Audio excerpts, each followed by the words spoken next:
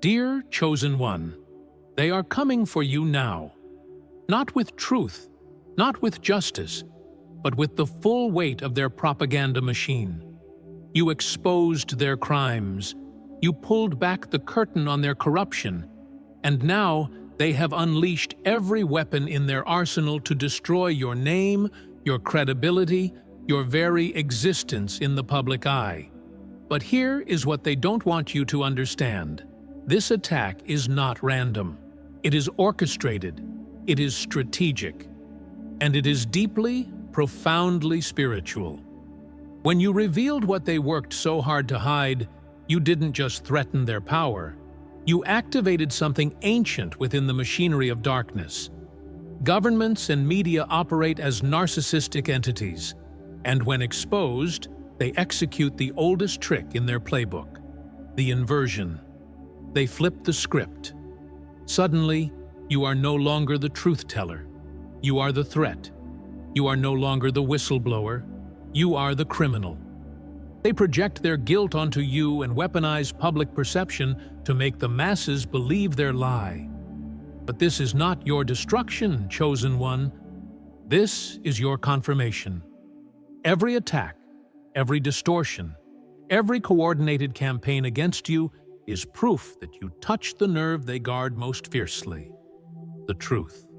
And in this message, you will understand the spiritual anatomy of this battle, why God allows it, and how this fire is not meant to break you. It is meant to forge you into something unshakable, untouchable, and absolutely free. Chosen One, before we dive deeper into this revelation, I need you to do something powerful right now. Hit that like button to seal this moment spiritually. Subscribe to this channel if you haven't yet. You are part of a tribe of awakened souls. Drop the word unshakable in the comments to affirm your strength to the universe. And if you're ready to activate true prosperity, spiritual and financial, check out the ebook, The Call to Prosperity, in the description. It's your step-by-step guide to abundance. Now, let's continue. Let me tell you what is really happening behind the scenes of this coordinated attack. When you exposed their crimes, you didn't just reveal information. You disrupted an entire ecosystem of lies that governments and media have spent decades constructing. These institutions function like narcissistic personalities on a collective scale. They have created a false image of themselves as protectors, truth-tellers, and servants of the people. But you shattered that illusion. And narcissists, whether individual or institutional, cannot tolerate exposure. The moment you pulled back the veil, you triggered their most primitive defense mechanism, projection. Instead of acknowledging their corruption, they project their crimes onto you. This is not accidental. This is calculated psychological warfare designed to confuse the masses and redirect their anger away from the real criminals and toward you. They turn you into the villain because they cannot afford for people to see them as the villains they truly are. This pattern is as old as humanity itself. Go back to the scriptures, and you will see it repeated again and again. When light exposes darkness, darkness doesn't surrender. It attacks the light. John 3:19-20 says it clearly. Light has come into the world, but people loved darkness instead of light, because their deeds were evil. Everyone who does evil hates the light, and will not come into the light for fear that their deeds will be exposed. You are that light, Chosen One, and they hate you for it. The media becomes their weapon of choice because media controls perception. And perception in the modern world is reality for most people. They don't need to prove you wrong. They just need to make you look wrong. They don't need facts. They need narratives. And so they craft stories. They twist your words. They take things out of context. They bring in experts to question your credibility. And they repeat the lies until the masses start to believe them. This is the mechanics of mass manipulation. Hitler's propaganda minister once said, that if you repeat a lie often enough, it becomes the truth. That principle is alive and well today. The goal is not to debate you or address your evidence. The goal is to destroy your character so thoroughly that no one will listen to anything you say. They know that if they can make you look crazy, dangerous, or untrustworthy, your truth becomes irrelevant in the eyes of the public. But here is what they miscalculate. They assume you are operating from the same place they are. They assume you need public approval, that you need to be liked, that you need the masses on your side. And because they operate from ego and image, they believe everyone else does too. But you, chosen one, are not everyone else. You are not driven by popularity. You are driven by truth. And truth doesn't need a crowd to validate it. Truth stands alone, always has, always will. Think about Joseph in Egypt. He told the truth about Potiphar's wife trying to seduce him. And what happened? She accused him of the very thing she attempted. She inverted the narrative. Joseph, the innocent one, was thrown into prison while she maintained her reputation. The system believed her because she had power and position. But God saw the truth. And years later, that same Joseph rose to become second in command of the entire nation. The inversion was temporary. The truth was eternal. Consider Daniel. He was a man of integrity, serving in a corrupt government. When his righteousness made the other officials look bad, they didn't try to match his character. They conspired to destroy him. They manipulated the king into signing a decree that would make Daniel's faithfulness to God illegal. Then they accused him of breaking the law.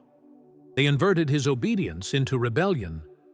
But Daniel didn't stop praying. He didn't compromise. And God shut the mouths of the lions. This is the pattern, chosen one. The righteous are always accused by the corrupt. The truth-tellers are always attacked by the liars.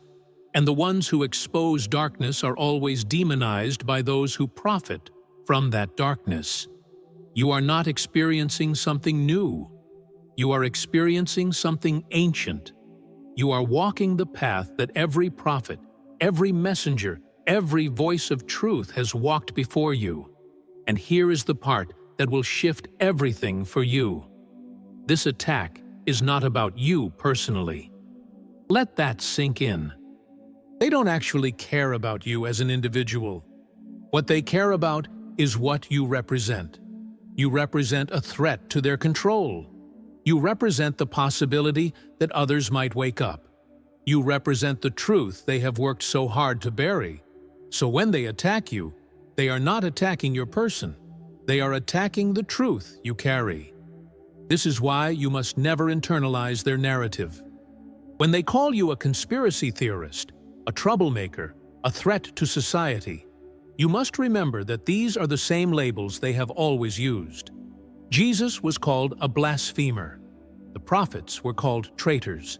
The apostles were called disturbers of the peace. If you are being attacked by the systems of this world, you are in good company. Very good company. But let's go deeper into the spiritual warfare at play here, because this is not just psychological, it is cosmic. Ephesians 6:12 makes it clear. For our struggle is not against flesh and blood, but against the rulers, against the authorities, against the powers of this dark world, and against the spiritual forces of evil in the heavenly realms. The governments and media outlets attacking you are not your real enemies. They are tools being used by principalities and powers. When you exposed their crimes, you didn't just challenge human corruption. You challenged spiritual strongholds. There are demonic forces that operate through institutions of power, and they work to keep humanity blind, controlled, and enslaved to lies. Your act of truth-telling disrupted their assignment. You broke their spell over people's minds, and now they are retaliating through every channel they control. This is spiritual warfare manifesting in the physical realm.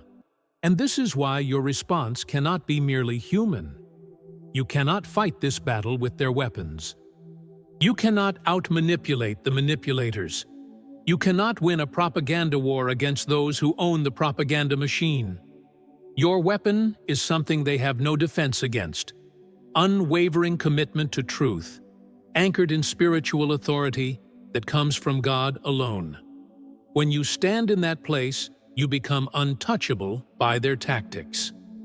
Now let's examine the three primary weapons they use in this inversion campaign. The first weapon is defamation. They will attack your character with surgical precision. They will dig into your past, twist your words, and create associations that paint you as unstable, dangerous, or morally compromised. They don't need proof. They just need doubt.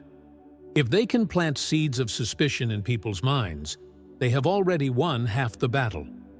Character assassination is their favorite tool. The second weapon is discrediting. They will bring in so-called experts, fact-checkers, and official sources to systematically dismantle your credibility. They will say your evidence is unreliable, your sources are questionable, your methods are flawed. They will use technical language and authoritative tones to make it seem like you simply don't know what you're talking about. The goal is to make people dismiss you before they even examine what you've exposed. The third weapon is dehumanization. This is the most dangerous phase. Once they have attacked your character and credibility, they move to strip away your humanity. They stop treating you as a person with rights, dignity, and voice. You become a symbol, a caricature, a threat that must be neutralized. This is when the mob mentality kicks in. People feel justified in attacking you because you've been labeled as less than human, as the enemy, as someone who deserves whatever happens to them.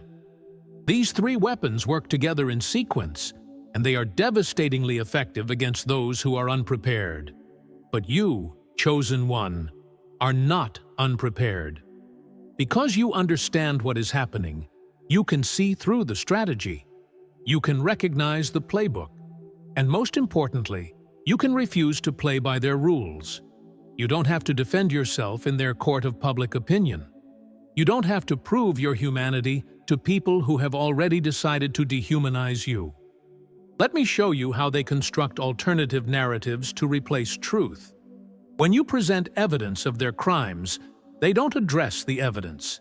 They create a counter-story that is easier for people to believe.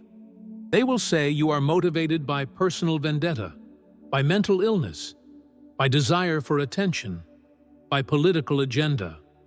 They create a simple explanation for why you would make such accusations, and that explanation always centers on your supposed flaws rather than their actual crimes.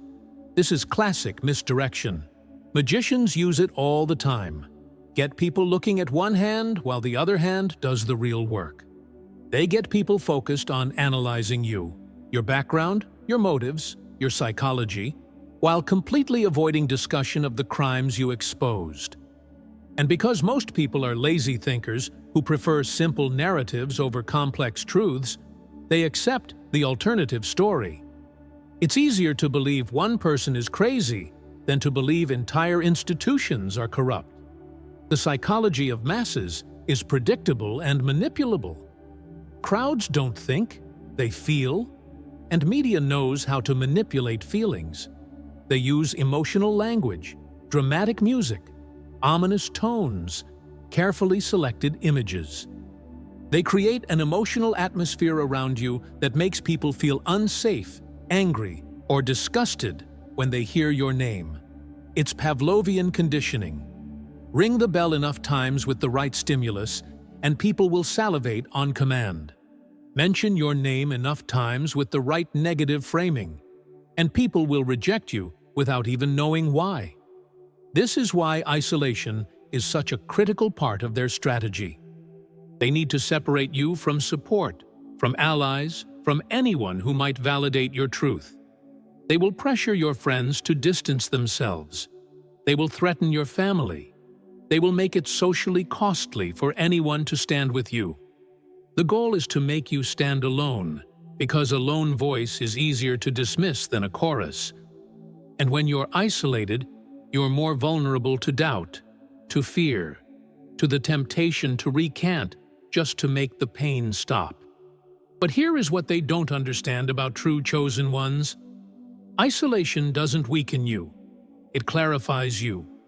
When everyone falls away, when the crowds turn against you, when you stand alone in the truth, that's when you discover who you really are. That's when you find out if your foundation is built on the rock of divine truth or the sand of human approval. And for those who pass this test, isolation becomes liberation. Look at how this played out biblically. Joseph was isolated in prison, cut off from family and friends, his reputation destroyed by false accusations.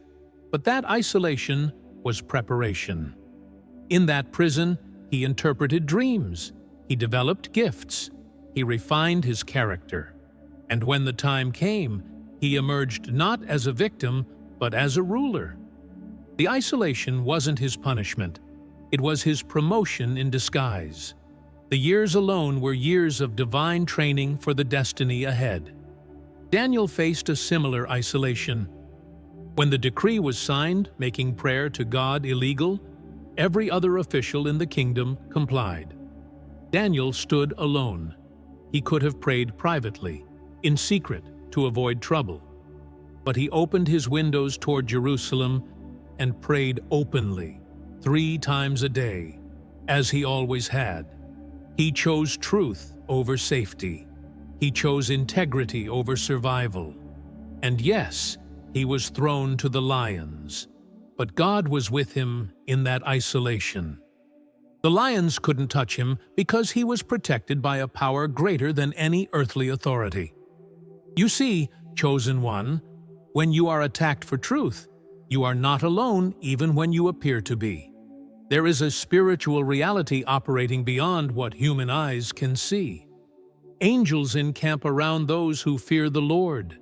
The Spirit of God goes before you and behind you. And every attack that comes against you must first pass through divine permission.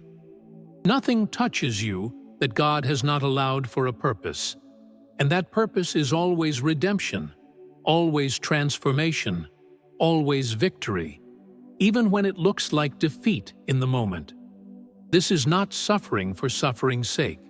This is not random persecution. This is purposeful refinement.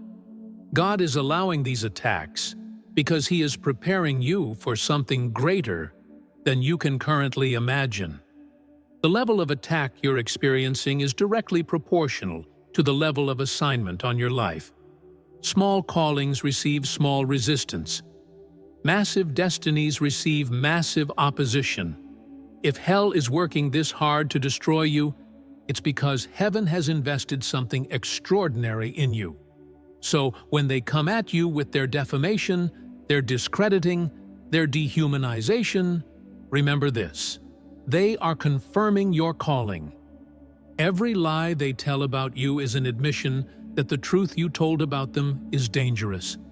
Every resource they spend attacking you is proof that you have power they fear. Every coordinated campaign against you reveals how much damage your voice can do to their kingdom of lies. You are not the victim here. You are the threat. And they know it even if you are still learning to believe it.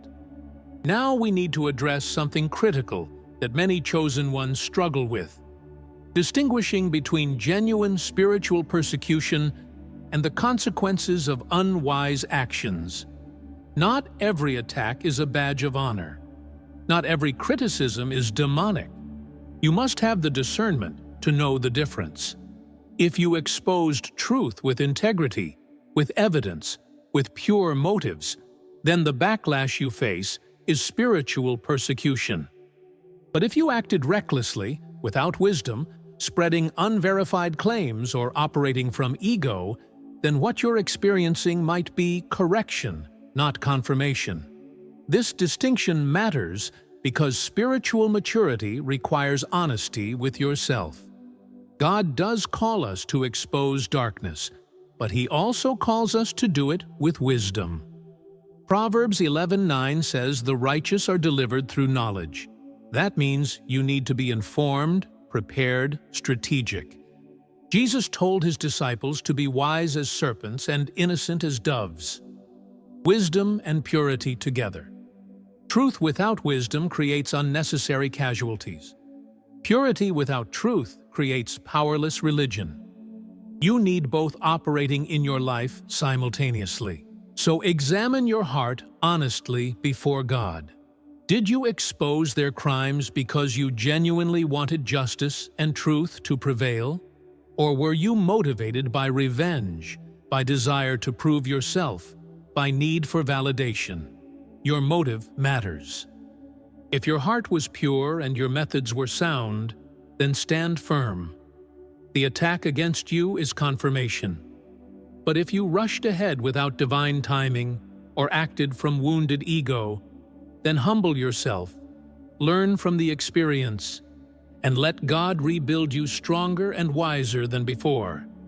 Assuming your heart and methods were right, let's talk about what this test is really designed to accomplish in your life. Every prophet, every truth-teller, every voice of God went through a crucible that stripped away everything false. Moses spent 40 years in the wilderness before he was ready to confront Pharaoh. David was anointed king, but spent years running from Saul before he took the throne. Paul went into Arabia for 3 years after his conversion before beginning his ministry.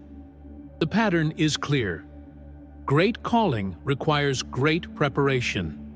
The attack you're experiencing is part of that preparation. God is using this fire to burn away what doesn't belong in your life.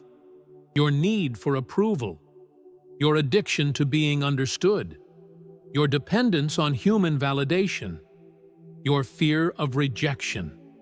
These things cannot coexist with the level of authority God wants to give you. So He allows circumstances that expose these weaknesses, not to shame you, but to free you from them.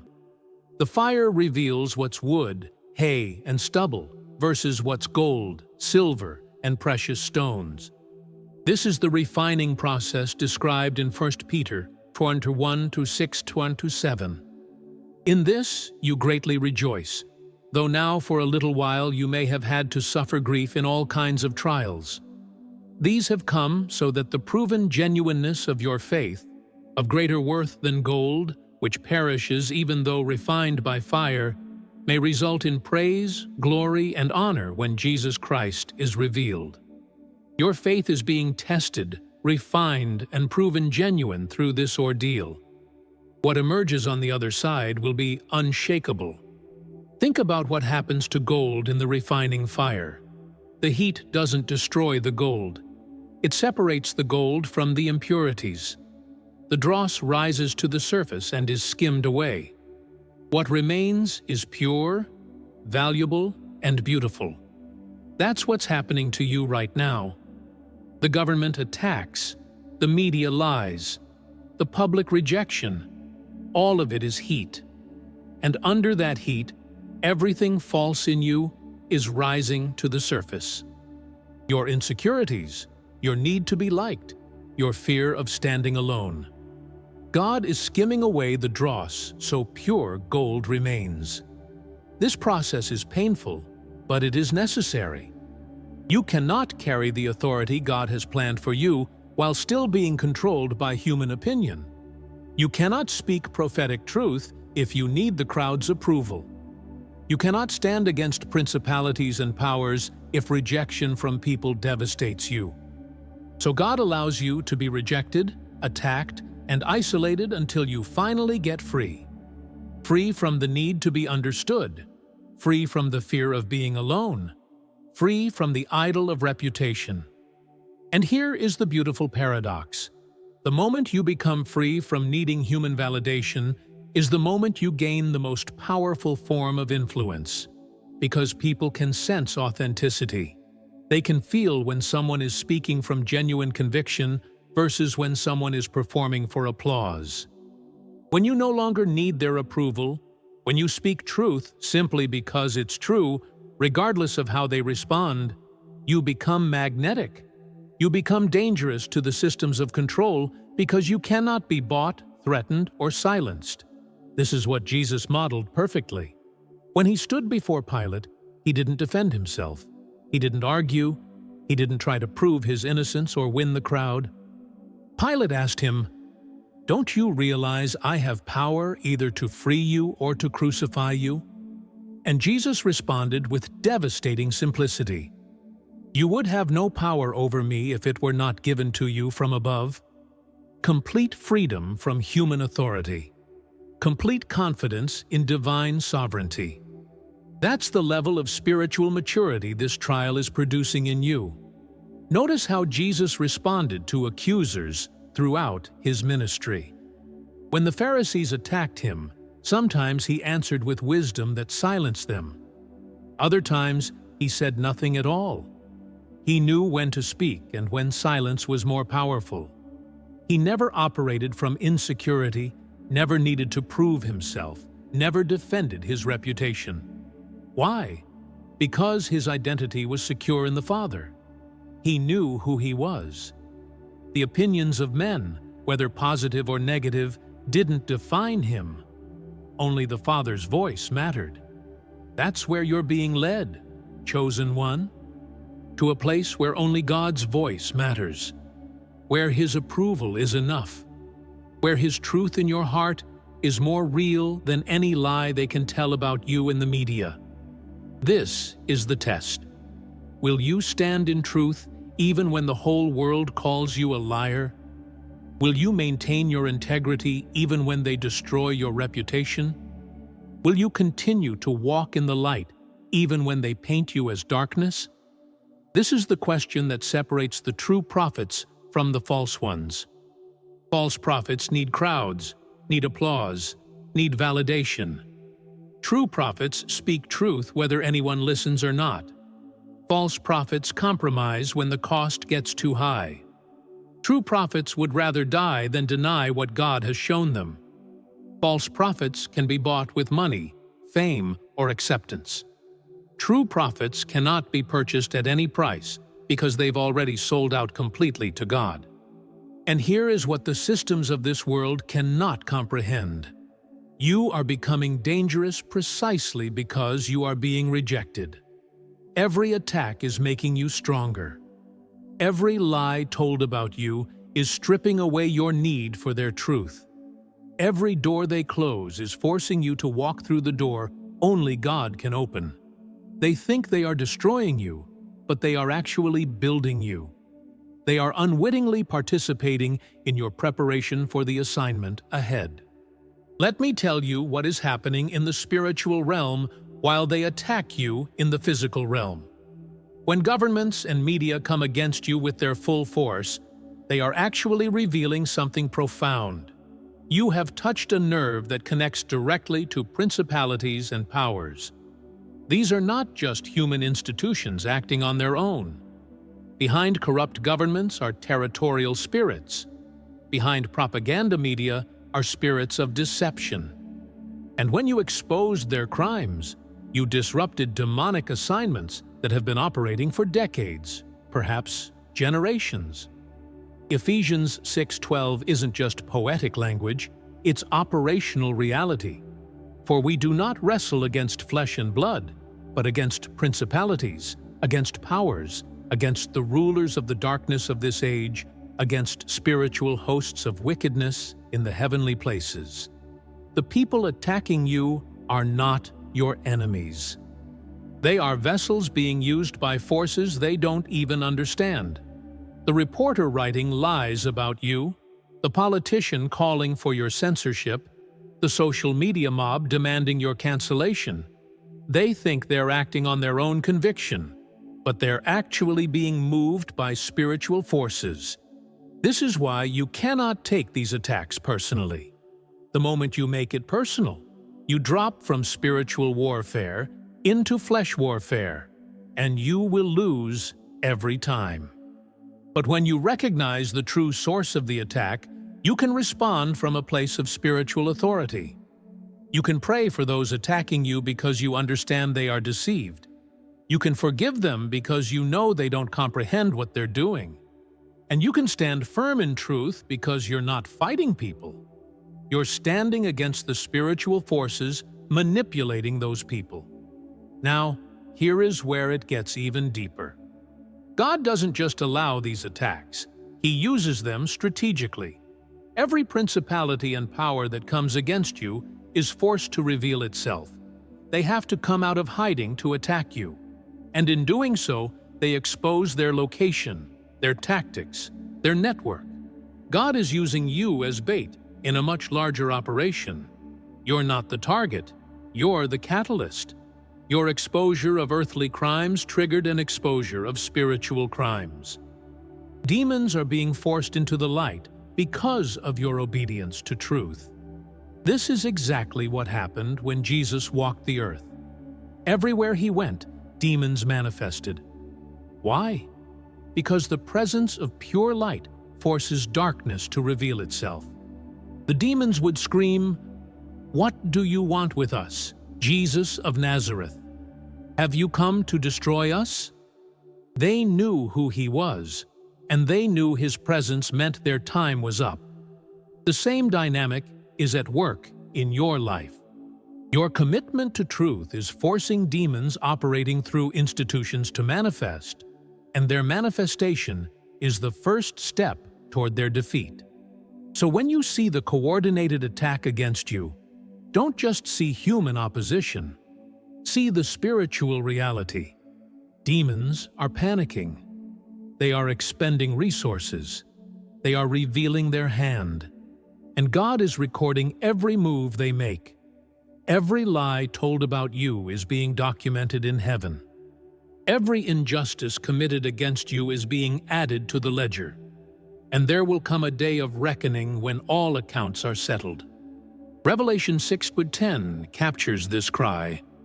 How long, Sovereign Lord, holy and true, until you judge the inhabitants of the earth and avenge our blood? The question God is asking you right now is this: will you remain faithful during the wait? Will you trust Him when justice is delayed? Will you continue to walk in truth, even when it looks like the liars are winning? This is the test of endurance. Anyone can start strong. Anyone can speak truth when it's convenient. But can you maintain your integrity when the cost is your reputation, your livelihood, your relationships? Can you stand firm when everything visible suggests you should compromise? This is where most people fail the test. They start well, but when the pressure intensifies, they recant. They issue apologies they don't mean. They take back true statements to make the pain stop. They compromise just enough to get the attacks to ease up. And in doing so, they disqualify themselves from the full assignment God had for them. Not because God is punishing them, but because they proved they will fold under pressure. And the assignments God has for chosen ones require people who will not fold under any pressure. Think about the 3 Hebrew boys in the book of Daniel: Shadrach, Meshach, and Abednego. They were commanded to bow to the golden image or be thrown into the fiery furnace. The whole world was bowing. It would have been so easy to justify compromise. We'll bow outwardly, but keep faith in our hearts. God will understand. We're not really worshiping the idol. We're just going through the motions to survive. But they refused. They told the king, "We will not serve your gods or worship the image of gold you have set up." And here's the powerful part of their response. If we are thrown into the blazing furnace, the God we serve is able to deliver us from it, and He will deliver us from your majesty's hand. But even if He does not, we want you to know, your majesty, that we will not serve your gods or worship the image of gold you have set up. Did you catch that? Even if God doesn't deliver us, we still won't compromise. That's the level of conviction required for the assignment you carry. Your faithfulness cannot be conditional on favorable outcomes. They were thrown into the furnace heated 7 times hotter than normal. And what happened? They didn't burn. In fact, the king looked into the furnace and saw 4 figures walking around unbound. He asked, "Didn't we throw 3 men into the fire? I see 4, and the 4th looks like a son of the gods." Jesus was with them in the fire, and when they emerged, they didn't even smell like smoke. The only thing the fire burned was the ropes that bound them. The trial didn't destroy them, it liberated them. That's what's happening to you right now, chosen one. The fire of public attack is not consuming your essence. It's burning away the ropes that have kept you bound. The rope of people-pleasing, the rope of fear of rejection, the rope of needing to be understood, the rope of reputation management. All of it is burning away, and you are walking in the fire with Jesus by your side. And when you emerge, and you will emerge, you won't even smell like smoke. You will be free in ways you never imagined possible. But you have to stay in the fire. You cannot demand early deliverance. You cannot negotiate with the king to get out of the furnace. You have to trust that God knows exactly how hot the fire needs to be and exactly how long you need to stay in it. Some deliverance is instant, like Peter being released from prison by an angel. Other deliverance is delayed, like Joseph spending years in prison before his promotion. The timing is different, but the outcome is always the same. God vindicates those who trust Him. Here is what you need to understand about divine timing. When you're in the fire, every day feels like a year. You want out immediately. You pray for deliverance. And when it doesn't come quickly, you start to question if God hears you. But God's delays are not denials. His timing is perfect, even when it feels cruel. He is working things out in the spiritual realm that you cannot see. He is moving pieces on a cosmic chessboard that you don't have access to. Your job is to stay faithful in the fire while He orchestrates your vindication. And while you wait for vindication, there are signs that will confirm you are on the right path. These are the markers that distinguish true spiritual persecution from consequences of foolishness. First sign: your peace remains intact despite the chaos around you. When you're being attacked for righteousness, there's a supernatural peace that passes understanding. It doesn't make sense to the natural mind. Your reputation is being destroyed. Your finances might be threatened. Relationships are fracturing. Yet deep in your spirit, there's an unshakable calm. That's the peace of God guarding your heart. Second sign: your character is being refined, not corrupted. Real spiritual testing makes you better, not bitter. If you find yourself becoming more patient, more compassionate, more dependent on God, more liberated from human approval, that's confirmation you're in divine refinement. But if you're becoming paranoid, vengeful, cynical, and consumed with hatred for your enemies, that's a warning sign. Persecution should drive you closer to God's heart, not further from it. It should make you more like Christ, not less. Third sign: doors are closing in the world, but opening in the spirit. When God is moving you into your true assignment, He will often shut down everything that belongs to the old season. Jobs end. Friendships dissolve. Platforms disappear. Opportunities evaporate. And it feels like total loss. But simultaneously, spiritual doors are opening. Your prayer life deepens. Revelation increases. Prophetic clarity sharpens. You're being moved from the natural realm into the spiritual realm of operation. From human approval to divine approval. From earthly success to heavenly assignment. Fourth sign: The attacks are disproportionate to the threat you actually pose. If you were truly insignificant, they would ignore you. But when governments and media coordinate massive campaigns against one person, it reveals something. You're more dangerous than you realize.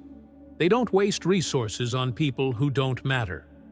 The fact that they're coming after you with everything they have means you have touched something they desperately need to protect.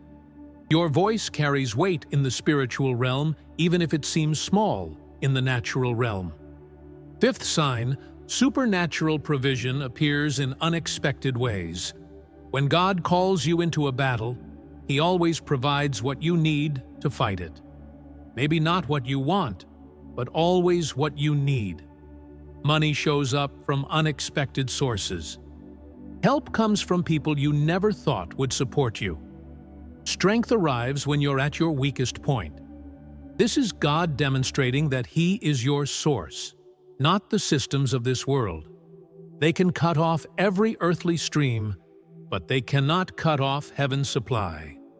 Now let's talk about how to actually respond to these attacks in practical terms. Because spiritual truth must translate into practical wisdom. First principle: resist the urge to defend yourself constantly. Jesus modeled this perfectly. Isaiah 53:7 says, "He was oppressed and afflicted, yet He did not open His mouth. He was led like a lamb to the slaughter, and as a sheep before its shearers is silent, so He did not open His mouth." There is tremendous power in strategic silence. Sometimes saying nothing speaks louder than any defense you could offer. This doesn't mean you never speak up.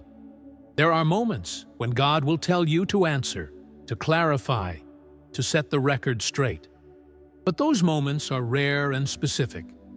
Most of the time, your job is to remain silent and let God defend you. Exodus 14:14 says, "The Lord will fight for you. You need only to be still." When you're constantly defending yourself, you're taking on a burden God never asked you to carry. You're trying to control outcomes that only He can control. And you're giving your enemies exactly what they want: your emotional energy and attention. Second principle: document everything, but don't obsess over it. Keep records of the attacks, the lies, the distortions. Not because you're going to wage a public battle over every falsehood, but because there may come a time when God tells you to present evidence. Joseph didn't defend himself in Potiphar's house, but the truth was documented. Daniel didn't argue with his accusers, but the facts were clear. When God's timing for vindication arrives, you need to have the receipts. Just don't let documentation turn into obsession where you're constantly reliving the trauma. Third principle: guard your heart against bitterness. This is the most dangerous trap for those under attack. Bitterness is like drinking poison and expecting your enemy to die. It destroys you from the inside while doing nothing to your attackers. Hebrews 12:15 warns, "See to it that no one falls short of the grace of God, and that no bitter root grows up to cause trouble and defile many." Every day you must choose to release forgiveness, not because they deserve it, but because you need it. Forgiveness is how you stay free while they remain in bondage. Fourth principle: stay in your assignment. Don't let the attack derail you from what God called you to do. This is what they want: to make you so consumed with defending yourself that you stop advancing the kingdom. Keep preaching truth. Keep exposing darkness. Keep walking in your calling. Your obedience is more important than your reputation. Your faithfulness to God matters more than your standing with people. Don't give them the victory of silencing you. That's exactly what they're trying to accomplish through these attacks. Fifth principle: build a small circle of true intercessors. You cannot walk this path alone. You need people who will pray for you when you're too weak to pray for yourself. Not people who will gossip about your situation or offer hollow sympathy, but warriors who will stand in the gap. These are rare people, and you probably won't find many of them. Quality over quantity. Even Jesus had an inner circle of 3, Peter, James, and John, who went with him to the most intense moments. Find your 3. Guard that circle fiercely. 6th principle. Recognize when God is fighting for you versus when He's telling you to fight. There's a crucial discernment here. Sometimes God tells you to stand still and watch His deliverance. Other times, He tells you to pick up your sword and advance. Nehemiah is a perfect example. When enemies threatened the rebuilding of Jerusalem's walls, Nehemiah prayed, but he also posted guards. He said, "We prayed to our God and posted a guard day and night." Prayer and action working together. You need to know which season you're in and what God is specifically asking of you. 7th principle. Don't try to convince people who have already decided to believe the lie.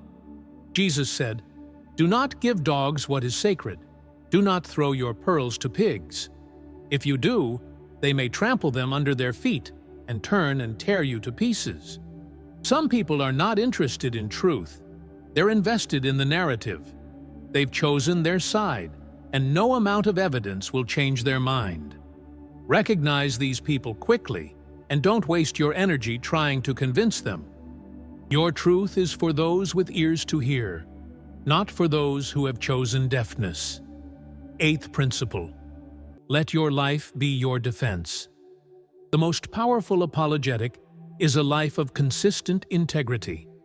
When people see that you remain faithful, gracious, truthful, and committed to righteousness despite everything being thrown at you, that speaks louder than any words. Over time, your character will vindicate you more effectively than any argument could. People might believe lies temporarily, but eventually, truth has a way of manifesting. Your job is to keep walking in integrity while God works behind the scenes to reveal what's real. Now we arrive at the moment of ultimate revelation. The truth that changes everything about how you see this battle. You are not being destroyed by these attacks. You are being liberated. Every lie they tell about you strips away another layer of false identity. Every door they close forces you to walk through doors only God can open. Every relationship that falls away makes room for divine connections. Every platform they take from you redirects you to the platform God has been preparing. This is not your end. This is your beginning. The death of who you were is the birth of who you are becoming. The inversion they executed against you, painting you as the criminal when you exposed their crimes, is about to be inverted again. God specializes in reversals. He takes what the enemy meant for evil and transforms it into good. Genesis 50:20 declares this principle through Joseph's words. "You intended to harm me, but God intended it for good to accomplish what is now being done, the saving of many lives." Every weapon formed against you is actually a tool in God's hand to forge you into something the enemy never anticipated. They are building their own defeat by attacking you. And here is the prophetic promise I need you to receive into your spirit right now. Your vindication is coming. Not might come. Not possibly coming. Is coming. It is already in motion in the spiritual realm, and it will manifest in the physical realm at the appointed time. Psalm 37:6 promises, "He will make your righteous reward shine like the dawn, your vindication like the noonday sun." The same God who brought Joseph out of prison and elevated him to second in command of Egypt is the same God working on your behalf. Your suddenly is prepared. Your elevation is scheduled. Your vindication is guaranteed. But your vindication will not look like you think it will. You're probably imagining a public apology from those who attacked you. A massive revelation that proves you were right all along. Perhaps a dramatic moment where everyone who doubted you has to eat their words. That might happen, but that's not the vindication that matters. The real vindication is internal. It's the moment when you realize you don't need them to apologize. You don't need the masses to acknowledge your truth. You don't need public validation because you have divine validation. That's true vindication, complete freedom from the need for human approval. This is what Jesus demonstrated at the resurrection. He didn't go to Pilate and say, "See, I told you I was innocent." He didn't appear to the crowds that mocked him and demand their apology. He quietly rose from the dead and appeared to those who had faith to receive him. His vindication wasn't about proving his enemies wrong. It was about demonstrating God's power to those who believed. Your vindication will follow the same pattern. It's not for your enemies. It's for those who have eyes to see and ears to hear the truth of who you are and what you carry. So stop waiting for the people who attacked you to admit they were wrong. Stop needing the media to retract their lies. Stop hoping the government will acknowledge their crimes.